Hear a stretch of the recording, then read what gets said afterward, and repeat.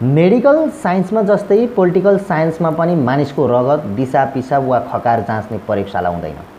राजनीतिका समस्यालाई स्क्यानिङ गरेर सूक्ष्म विश्लेषण गर्न सम्भव हुँदैन। तथापि राजनीति शास्त्रले पनि भौतिक विज्ञानमा जस्तै तथ्यपरक विश्लेषणको अपेक्षा चाहिँ गरेकै हुन्छ। अझ आधुनिक राजनीति शास्त्रले कुनै पनि घटनाक्रमको तथ्यसङ्गत अध्ययन, विश्लेषण, पूर्वानुमान र समीक्षाको माग गर्दछ। असार 10 गतेदेखि 15 दिनसम्म प्रधानमन्त्री निवास बालुवाटारमा बसेको नेकपा स्थायी कमिटी बैठकले उपति के गर्यो? बैठकमा देखिएका दुई धार केपी ओली समूह वा प्रत्यक्ष प्रचण्ड माधव कुमार समूहबीच के जित्यो र कसले हार्यो? अथवा यो बैठक जिरो सम गेम वा पुगेर साउन 2 गतेसम्मका लागि स्थगित भएको पो हो कि नेकपा पङ्क्तिमा यो अधुरो बैठकको मध्यावधि समीक्षाको आवश्यकता छ? विषयमा प्रवेश गर्नु पूर्व स्थायी कमिटीको बैठकबारे प्रधानमन्त्री एवं पार्टी अध्यक्ष केपी शर्मा ओलीको समीक्षामाथि विचार प्रकट गरौँ। अहिले कतिपय राजनीतिक विषयहरू, सन्दर्भहरूप्रति जनताको ध्यान अवश्य तानिएको हुनुपर्दछ। त्यस किसिमको चासो र जिज्ञासा हुनु स्वाभाविक पनि हो। महामारी र प्राकृतिक विपत्तिको समयमा पनि राजनीतिक बहस किन भन्ने प्रश्नहरू पनि उठ्नु अन्यथा होइन। जुनसुकै राजनीतिक दलभित्र हुने बहस र विवाद आन्तरिक हुन्, त्यसलाई निष्कर्षमा पुर्याउने दायित्व सम्बन्धित राजनीतिक दल र नेताहरूकै हो। पार्टीभित्र हुने यस्ता छलफल, बहस र विमतिहरू तिनका नितान्त आन्तरिक र कतिपय अवस्थामा नियमित प्रक्रिया पनि हुन्। यस्ता विषयहरू सम्बन्धित दल र तिनका नेताहरूले आपसी छलफलबाटै सुल्झाउने छन्। यसका लागि धैर्यता र संयम आवश्यकता हुन्छ। अहिले चर्चामा रहेको राजनीतिक परिदृश्यका कारण कतिपयमा राजनीतिक स्थिरता, स्थायित्व र स्थापित प्रणालीप्रति चिन्ता र संवेदनशीलता बढेको पनि हुन सक्छ। म आश्वस्त पार्न चाहन्छु, आम नेपालीहरूका बीच आपसी एकता बढाउन, सङ्घीय लोकतान्त्रिक गणतन्त्रको रक्षा गर्न, राष्ट्रिय स्वाभिमान उच्च बनाउने, देशको सार्वभौम सत्ता र भौगोलिक अखण्डता अशोषण राख्ने मेरो तर्फबाट दृढ, अडान र हदैसम्मको प्रयास हुनेछ। यति बेला आन्तरिक विमति वा समस्यामा अल्झिएर जनताको जीवन रक्षाको दायित्वबाट विमुख बन्ने कसैले पनि मिल्दैन। मैले पहिले पनि भनेको छु, रोग र भोगबाट देशवासीलाई जोगाउने दायित्वबाट सरकार कुनै हालतमा पनि पछि हट्दैन। त्यसैले मेरो र मैले नेतृत्व गरेको सरकारको सारा ध्यान र सम्पूर्ण प्रयास महामारी र विपत्तिमा परेका नागरिकहरूको जीव धनको रक्षामा केन्द्रित छ।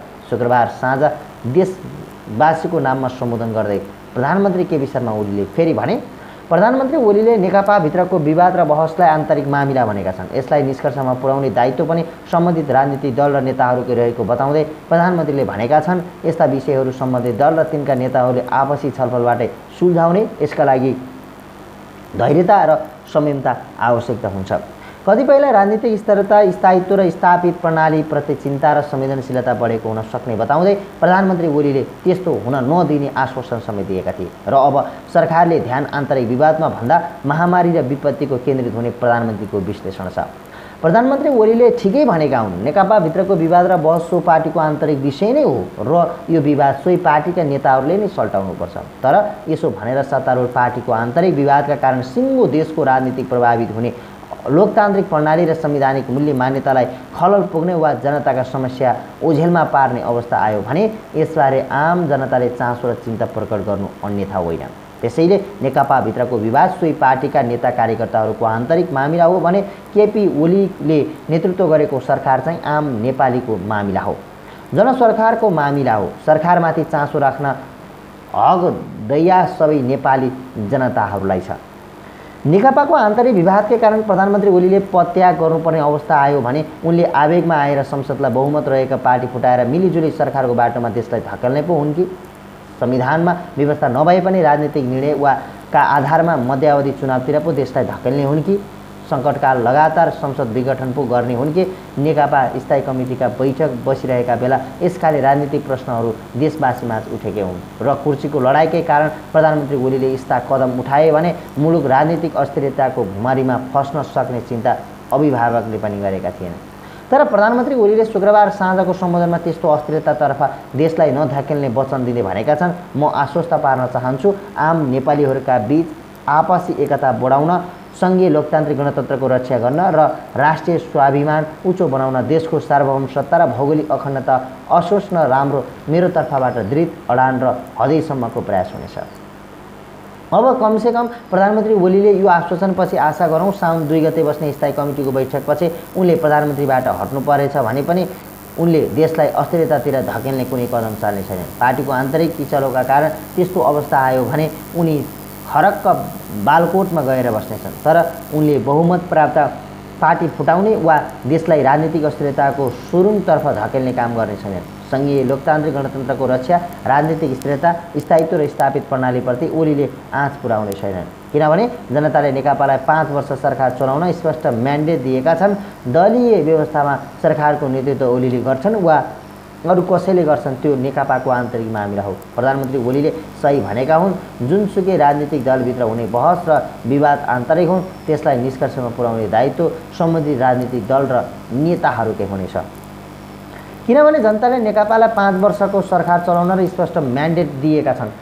दलीय व्यवस्थालाई सरकारको नेतृत्व र ओलीले के गर्नेछन् या अरू कसैले गर्छन् त्यो नेकपाको आन्तरिक मामिला हो। प्रधानमन्त्री ओलीले सही भनेका हुन्। जुनसुकै राजनीतिक दलभित्र हुन बहस र विवाद आन्तरिक हुन्, त्यसलाई निष्कर्षमा पुर्याउने दायित्व सम्बन्धित राजनीतिक दल र नेताहरूकै हो। कतिपय नागरिक अगुवाहरूले प्रधानमन्त्री हटाउने बारे पार्टीले निर्णय गर्दा पार्टीको अधिनायकवाद हाबी हुने भएकाले जे गर्ने हो संसदबाटै गर्नुपर्ने तर्क गरेका छन्। आखिर पार्टीले लिएको निर्णयकै आधारमा संसदीय दल चल्ने हो। प्रधानमन्त्री राख्ने वा हटाउने प्राविधिक निर्णय अन्ततः संसदबाट नै हुन्छ, पार्टीले हटाएर हुँदैन। केपी ओलीलाई बालुवाटारमै राख्ने वा बालाकोट पठाउने यो हामीले बाहिरबाट भन्ने विषय होइन, नेकपाको आन्तरिक मामिला हो। जे गर्छ उसैले गर्छ, उसैको संसदीय दलले गर्छ। त्यसो भए सत्तारूढ नेकपाभित्रको खास समस्या चाहिँ अब के रह्यो त? उपचारका लागि कुनै बिरामी चिकित्सक कहाँ गयो भने डाक्टरले सर्वप्रथम उसले रोगको निदान गर्छ। समस्याको पहिचान नगरी सही औषधि चलाउन सक्दैन। मेडिकल साइन्समा जस्तै पोलिटिकल साइन्समा पनि पहिले समस्या पत्ता लगाउनुपर्छ अनि बल्ल समाधान खोज्न सकिन्छ। अहिले सत्तारूढ नेकपाको हकमा पनि यही कुरा सत्य हो।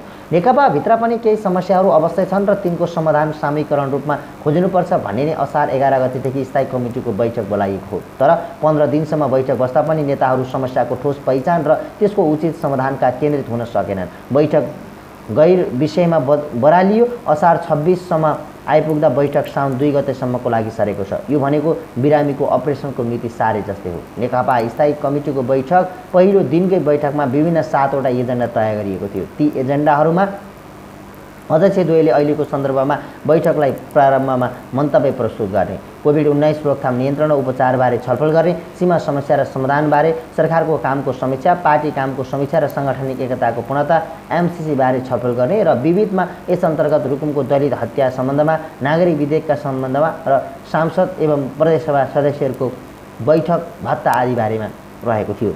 बैठकका एजेन्डाहरू हेर्दा नेकपाभित्र समस्या यसरी वर्गीकरण गर्न सकिन्छ। केपी ओली नेतृत्वको सरकारले राम्रोसँग काम गरिरहेको छ कि छैन, यो सरकारले जनतामा पार्टीको छवि राम्रो बनाइरहेको छ कि बिगारिरहेको छ, सरकारको काममा सम्बन्ध पार्टीले ठोस निष्कर्ष के हो, सरकारबाट काम राम्रै भइरहेको छ भने सन्तोष मान्न सकिन्छ, कतै काम कमजोरीहरू छन् भने सुधारेर आत्मरचना गर्दा हुन्छ नि, अथवा यो टिमले सरकारलाई हाँक्न सकेन भने टिमै फेर्नुपर्ने पो हो कि नेकपा सरकारको खास स्थिति यस्तो रहेको छ। सरकारले कामबारे वस्तुसम्मत ढङ्गले समीक्षा हुनुपर्ने माग नेकपाभित्र उठेको समय भइसक्यो। अघिल्लो स्थायी कमिटी बैठकले पनि सरकारको समीक्षा गर्न भनेको थियो, तर 2.5 वर्ष पुग्न लाग्दा समेत नेकपाले आफ्नो सरकारको समीक्षा गर्न सकेको छैन। सरकारमा बस्नेहरू राम्रा कामहरू भइरहेको वकालत गर्छन्, सरकारमा नरहेकाहरू असन्तुष्टि बढाएर सरकारको पर्फर्मेन्स राम्रो नभएको विश्लेषण गर्छन्। सत्य चाहिँ के हो त?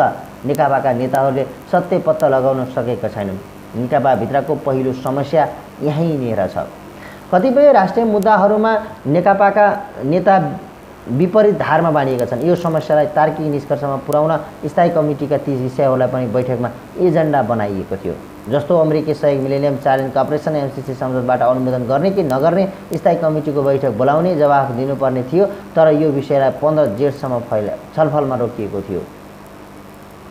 त्यसैगरी नागरिकता विधेयकमा हुन सकेन र अवस्था यो बैठक राखिएको थियो, तर एमसिसी र नागरिकता विषयमा विवादमा कोज भाजन परिसकेका छन्। प्रधानमन्त्रीले हतार संसद अधिवेशन अन्त्य गरेर कारण नेकपाकै आन्तरिक समस्याले देशको समस्यालाई हान्यो। त्यही पनि अब बस्ने नेकपा बैठकले यी विषयलाई आँखा चिम्लिन चाहँदै सक्ला।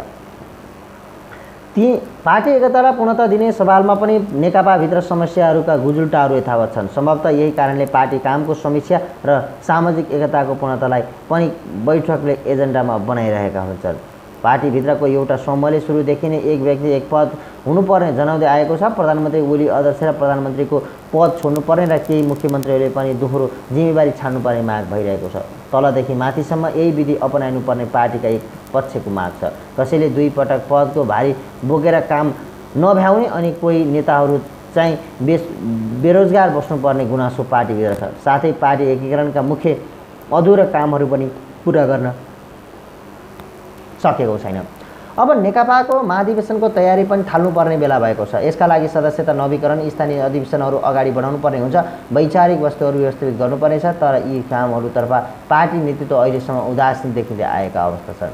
15 दिनसम्मको यो गतिलो विषयमा प्रवेश गर्न सकेन। कसका कारणले बैठक भड्कियो, नेकपाका नेता कर्मचारीहरूले पक्कै जानकार होलान्। नेकपाको अर्को समस्या हो कोरोना महामारी रोकथाम, नियन्त्रण, उपचारको सरकारले गरेका कामहरूको समस्या।